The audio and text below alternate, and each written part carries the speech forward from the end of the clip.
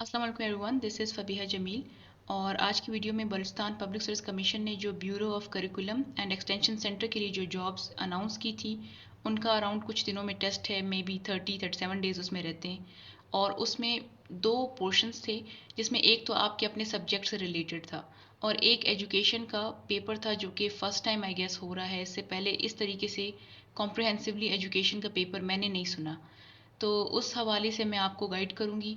और सबसे पहले तो मैं आपको एजुकेशन का पार्ट दिखाऊंगी कि वो कितना है, कितने उसमें सब्जेक्ट्स हैं। वो टॉपिक्स नहीं है, वो सब्जेक्ट्स हैं जो वहाँ पे लिखे हुए हैं। और इसके अलावा मैं 9 और वीडियोस बनाऊंगी, इस वीडियो को मिला के 10 हो जाएंगी, जिसमें मैं उन 10 सब्जेक्ट्स के बारे में आपको एक अच्छा हेड स्टार्ट दूंगी, उनका सिलेबस आपके साथ डिस्कस करूंगी प्रॉपरली और उनकी सोर्सेज भी शेयर करूंगी। अब अगर आप यहाँ पे देखें तो ये तकरीबन 10 जो हैं सब्जेक्ट्स हैं। These are not the topics, ये प्रॉपर सब्जेक्ट्स हैं। हमने हर सब्जेक्ट एक सेमेस्टर में पढ़ा था। लेकिन अच्छी बात यह है कि आपको पता होना चाहिए कि एजुकेशन का कोई भी सब्जेक्ट हो, उसमें दो पार्ट्स होते हैं। एक पार्ट उसका टेक्निकल होता है और एक पार्ट उसका ओपिनियन बेस्ड होता है। तो मैं आपको टेक्निकल पार्ट भी बता दूंगी और ओपिनियन बेस्ड भी बता दूंगी, ताकि आप अच्छी तरीके से तैयारी स्टार्ट कर सकें। आज की जो वीडियो है, उसमें मैं आपको फाउंडेशन ऑफ एजुकेशन के ऊपर सारा बताऊंगी कि इसका क्या सिलेबस है, क्या सोर्सेज हैं और आप किस तरीके से इसको प्रिपेयर कर सकते हैं। So let's just start the video. अब सबसे पहले फाउंडेशन ऑफ एजुकेशन जो है, उसमें हमारे पास कुछ बेसिक फाउंडेशंस होते हैं। और वो बेसिक फाउंडेशंस क्या हैं? इस्लामिक फाउंडेशन, फिलोसफिकल फाउंडेशन, फिर इसी तरीके से आपके पास साइकोलॉजिकल फाउंडेशन होता है, सोशल होता है और हिस्टोरिकल होता है। तो ये 5 बेसिक फाउंडेशंस होते हैं। इस्लामिक फाउंडेशन को मैंने इसलिए यहाँ पे ज़्यादा एलेबरेट नहीं किया कि आप पढ़ लें इसको, लेकिन कीपिंग माइनॉरिटीज़ इन माइंड, मुझे नहीं पता कि एक ही पेपर में वो इस्लामिक फाउंडेशंस के ऊपर बात करेंगे या नहीं। So that's why I have left it out. आप इस पर रीड कर सकते हैं इफ़ यू हैव टाइम, ठीक है? Because this is the important foundation, but क्योंकि मेरे माइंड में ये था कि माइनॉरिटीज़ भी होंगी पेपर्स में, तो इस हिसाब से आई डोंट नो और maybe I don't think so कि इस्लामिक पोर्शन को वो डिस्कस करेंगे। तो हम बात करते हैं फ़िलासफ़िकल पोर्शन की, जिसमें जो हमारा मेन मॉन्स्टर है इस सारे पोर्शन का। और फ़िलासफ़िकल में हमारे पास कुछ मेन स्कूल ऑफ थॉट्स हैं, जैसे कि आइडियलिज़म है, रियलिज़म है, प्रैग्मेटिज़म एंड ऑल दीज। अब इनको कवर कैसे करना है? फ़िलासफ़िकल में आपने सबसे पहले तो देखना है कि why philosophical foundation is important for education, ठीक है? और एक और चीज़ आपने इन सबसे पहले देखनी है कि foundation of education is not introduction of education. Education का इंट्रोडक्शन कुछ और चीज़ है, लेकिन जो फाउंडेशन है वो बेसिकली आपको बताता है कि एक इकोनॉमिक पार्ट है, एक इस्लामिक पार्ट है, एक साइकोलॉजिकल पार्ट है। ये सारे जो सब्जेक्ट्स हैं, ये एजुकेशन के ऊपर क्या अपना इम्पेक्ट डालते हैं। फॉर एग्जांपल फ़िलासफ़ी है तो वो एजुकेशन के ऊपर अपना क्या इम्पेक्ट डालती है, साइकोलॉजी क्या डालती है, सोशो इकोनॉमिक प्रॉब्लम्स क्या डालते हैं, पॉलिटिकल क्या डालते हैं। इसी तरीके से आपके हिस्टोरिकल जो प्रॉब्लम्स हैं या हिस्ट्री जो आपकी अभी तक हुई है, हिस्ट्री जो आज तक आई है आपके पास, उसका आज की एजुकेशन पे, कंटेम्प्रेरी एजुकेशन पे क्या इम्पेक्ट है। तो ये मेन फाउंडेशंस होते हैं जिनको हम पहले रीड करते हैं, और इन फाउंडेशंस को रीड करने के बाद इनका लिंक हम बनाते हैं एजुकेशन के साथ। तो अब फिलोसफिकल में हम बात करते हैं। मैं आपको एक स्कूल ऑफ थॉट की सारी हेडिंग्स बता दूंगी, फिर आपने इन सब में यही हेडिंग्स ऐड करनी है। सबसे पहले आइडियलिज्म है। अब आइडियलिज्म फिलॉसफी का एक मेन स्कूल ऑफ थॉट है, जैसे बिहेवियरिज्म है साइकोलॉजी का। तो आपने आइडियलिज्म को पहले स्टडी करना है कि व्हाट इज़ इट, ये है क्या चीज़, इसकी प्रॉपर डेफिनेशन। फिर इसके बाद आप लिख लें ये इसकी डेफिनेशन, और इसके बाद आपने देखना है कि कौन इसके फादर थे, ठीक है? जैसे प्लेटो थे, उसके बाद भी बहुत सारे आइडियलिस्ट आए थे, ठीक है? जैसे जॉन डेवी हो गए। तो इस तरीके से आपने पहले डेफिनेशन और इनके जो पॉइनियर्स हैं उनका नाम याद कर लेना है। फिर आपने चीफ असर्शंस देखनी है आइडियलिज्म की, विच मीन्स कि आपने इसके फंडामेंटल या बेसिक प्रिंसिपल्स देखने कि आइडियलिज्म है क्या। For example, it talks about the good, it talks about the values, it talks about the ideas, mind. तो इसके बहुत सारे पॉइंट्स होंगे, वो आपने देखने हैं और यही चीज़ आपने अंडरस्टैंड करनी है। जब आप इसके चीफ असर्शंस अंडरस्टैंड कर लेंगे, तो फिर आप उन चीफ असर्शंस को इन सारी जगहों पे, इन सारे हेडिंग्स में ऐड कर सकते हैं। ये आप ये ना समझे कि मैंने बहुत सारे टॉपिक्स लिखे, ये मैंने सब हेडिंग्स लिखी हैं। फॉर एग्जांपल, ऐसा क्वेश्चन आ जाता है तो आपने हेडिंग्स को यूज़ करना है, क्योंकि आइडियलिज्म को हमने एजुकेशन से मिलाना है। You can make as much of headings as you want. मैंने यहाँ पे 4 बनाई हैं, मुझे जो बुक में नज़र आई, और इसके अलावा भी आपके दिल में जो आ रही हैं, आपको फील हो रहा है कि ये इंपॉर्टेंट है, तो आप ऐड कर सकते हैं। अब फॉर एग्जांपल आपने आइडियलिज्म पढ़ लिया, इसके चीफ असर्शंस भी आपने पढ़ लिए।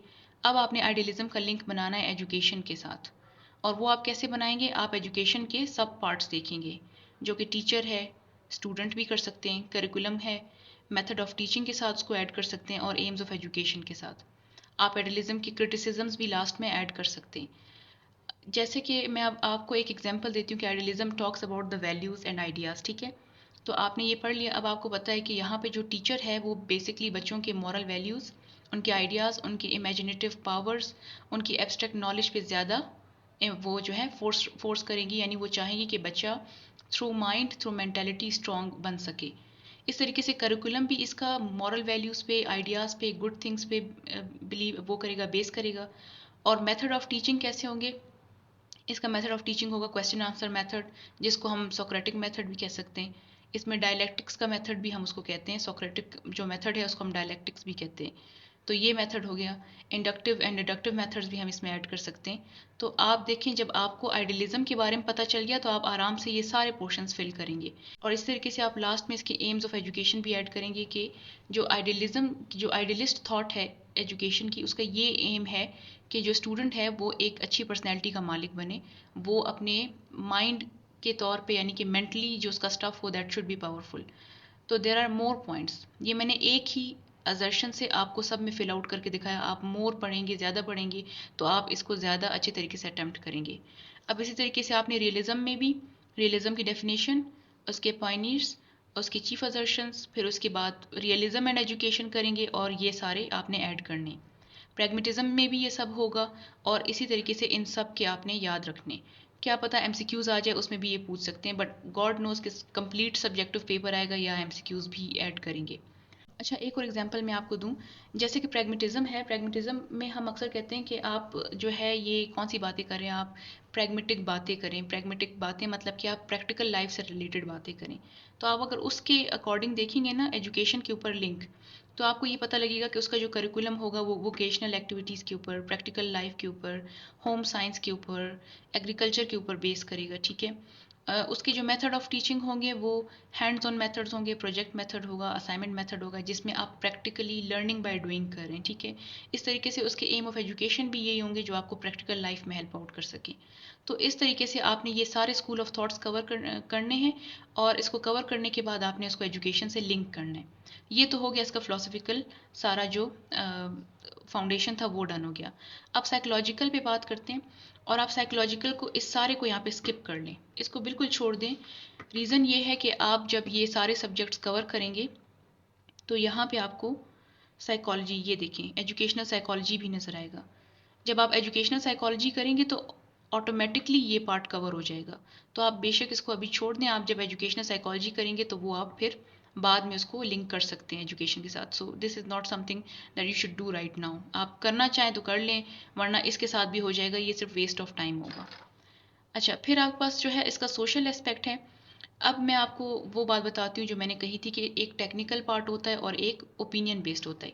ये इसका टेक्निकल पार्ट था, ठीक है। जो प्लेटो ने कहा वही लिखना है, और उसको बाद में लिंक करना है। इनिशियल यानी वही सीखना है। इन सब में तकलीफ ये करनी है कि आपने इन सब को शुरू में अंडरस्टैंड करना है, इनके प्रिंसिपल्स पढ़ने हैं, बाद में एजुकेशन के साथ लिंक आप इनको खुद भी कर सकते हैं, ठीक है। तो ये इसका टेक्निकल पार्ट हो गया। ये जो है सोशल इसका जो फाउंडेशन है, ये इसका ओपिनियन बेस्ड पार्ट है। इसमें आपने क्या करना है, इसमें बेसिकली ये दो मेन हेडिंग्स होती हैं, दो और मैंने ऐड किए हैं, society, culture, economic, politics. Economy and politics, इस सब का एजुकेशन पे क्या इम्पैक्ट है, और एजुकेशन का इन सब पे क्या इम्पैक्ट है। एजुकेशन एंड लिटरेसी दोनों कर लें, एजुकेशन कर लें, इट्स अप टू यू, ठीक है।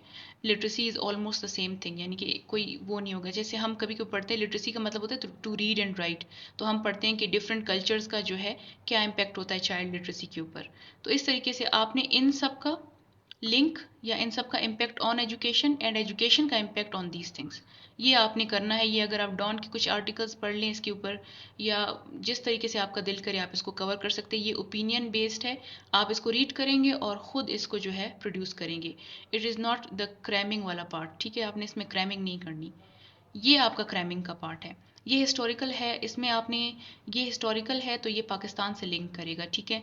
इसमें आपने देखना है ओवरऑल के जो है पार्टीशन के बाद बल्कि पार्टीशन से पहले भी जो अलीगढ़ मूवमेंट हुई, हमारे पास जो है दारुल उलूम देवबंद है, नदवतुल उलमा है, ये जो सारे इंस्टीट्यूट्स बने, इनके ऊपर आपने देखना है कि एजुकेशन हमारी किसके ऊपर जो है वो लिंक करती थी, इस्लामिक प्रिंसिपल्स के ऊपर करती थी।